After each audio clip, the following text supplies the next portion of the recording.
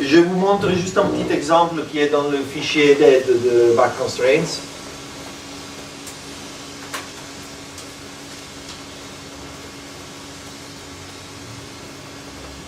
Voilà. Là, il ne s'agit pas d'un problème spécialement intéressant, mais c'est juste une démo du principe. Dynamic Domains. Ok. Là, le problème est en gros, je lance... je vais trouver une séquence, séquence de nombres.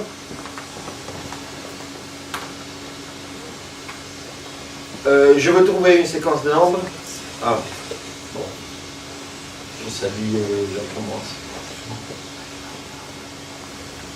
Au revoir. Je veux trouver une séquence de nombres tirée d'un domaine, ou pour mieux dire, de n domaines, dont le contenu est toujours le même.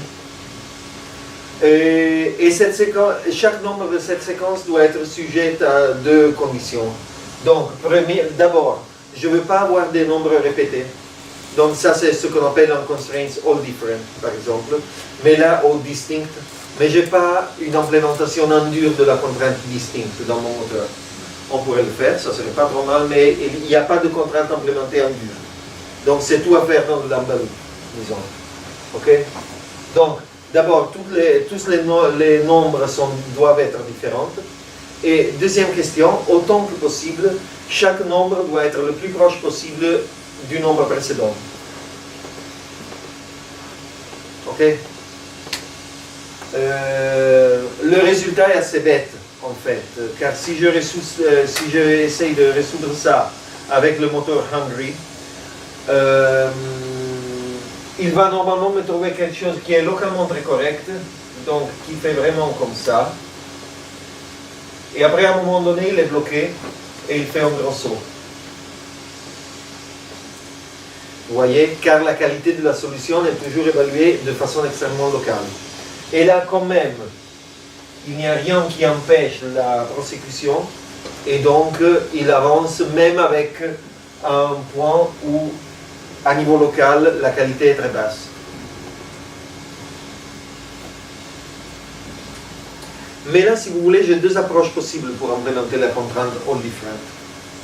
La première approche est avec une règle, une véritable règle, donc en mettant un truc du genre, imaginons que j'ai 10 variables, ok, en mettant un truc du genre different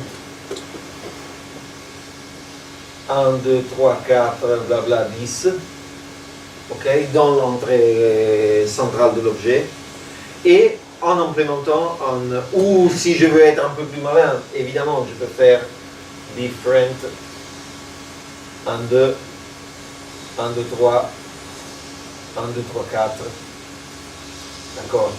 Ça lui permet de commencer à se poser le problème du all different à partir dès le début de la computation. D'accord? À partir du moment où il a au moins deux variables. Excuse-moi. Pardon.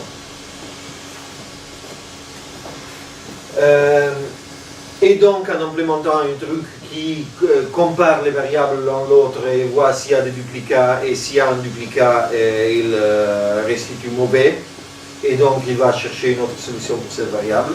L'autre façon de le faire est par filtrage progressif de domaine. C'est-à-dire que si j'ai un ensemble de nombres pour partir, évidemment ce problème-là, il est intéressant, il est relativement intéressant, au moment où j'ai n variables et j'ai n valeurs. D'accord? Donc par exemple, disons que j'ai trouvé mes valeurs 3, 5, 8, 12, 13, je ne sais pas, et j'ai 5 variables, d'accord, je m'en fous. Alors au moment où j'assigne, et ce domaine est le même pour toutes les variables,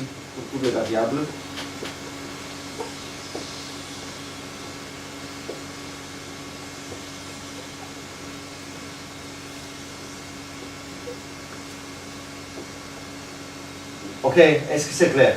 Ça c'est les domaines par variable. Est-ce que vous arrivez à lire par contre? Peut-être il vaut mieux de débrancher un petit moment l'ordi. C'est mieux, hein, n'est-ce pas? Hop, éclairé. Alors l'idée là est que, imaginons qu'au tout début j'ai assigne 5 à la première variable. Alors puisque j'ai cette contrainte all different, je peux décider que j'élimine les 5 de tous mes domaines successifs. Et c'est ce que je vais faire. Ok. Après je vais choisir le plus proche. Le plus proche là est 3. Ok. Alors je peux éliminer 3. Je choisis le plus proche. Le plus proche est 8 évidemment. J'élimine. 12. J'élimine. Et là, je n'ai même pas bien évalué quand je suis à la fin. Mais vous voyez que, à fur et à mesure que le problème avance, mes domaines sont toujours de plus en plus petits. Alors, la différence entre les deux implémentations est assez forte en ce qui concerne le temps de réalisation. Alors ça,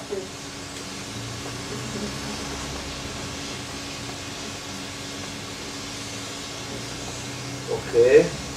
Alors, est-ce que vous voyez le multislider en bas? Je me dis, je veux par exemple 500. Okay.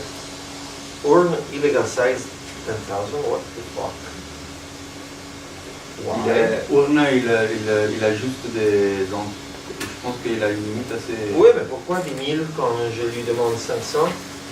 Ah ouais, pas du tout. Tout avant. C'est pourquoi tout avant? Je sais pas, franchement. Je remets 200, alors. Évidemment, ça marche aussi avec 200. C'est déjà intéressant à voir. Alors, ça, c'est la version avec filtrage de domaine. Remarquez le temps qu'il prend à remplir le multislider. Ok? D'accord? Ici, j'ai la version sans filtrage de domaine, mais disons implémentée de façon traditionnelle. C'est-à-dire avec le all different implémenté comme règle. Et donc,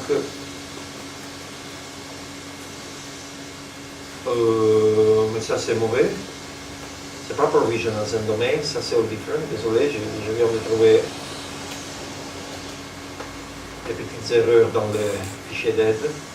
Ok, donc là-dedans, j'ai ma règle all different implémentée de façon traditionnelle en tant que règle dans le lambda loop.